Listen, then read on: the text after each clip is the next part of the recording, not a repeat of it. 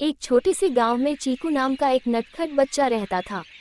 चीकू को जंगल में घूमना और नई चीजों को देखना बहुत पसंद था। एक दिन वो अपनी मस्ती में जंगल में बहुत दूर निकल गया। चलते चलते उसने एक पेड़ के नीचे एक छोटे से भूरे भालू के बच्चे को देखा, जो दर्द में कराह रहा था। चीकू ने ध्यान से देखा तो पाया कि भालू के पंजे में एक कांटा चुभा हुआ था।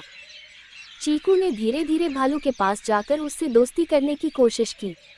उसने प्यार से भालू से कहा, डरो मत, मैं तुम्हारी मदद करूंगा। भालू का नाम उसने तुरंत ही गोलू रख दिया। चीकू ने बड़े ध्यान से कांटा निकाल दिया। कांटा निकलते ही गोलू को राहत मिली और उसने चीकू के हाथों को चाटना शुरू कर दिया।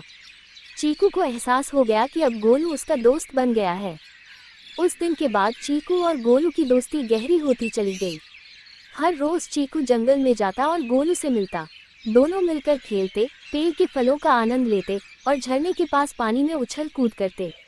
गोलू चीकू को अपने दोस्तों के बारे में बताता और चीकू गोलू को अपने गांव की कहानियां सुनाता। एक दिन जंगल में शेर आया। शेर ने गोलू को देखते ही उसकी ओर हमला करने की कोशिश की। गोलू डर से कांपने लगा। तभी चीकू ने हिम्मत दिखाई।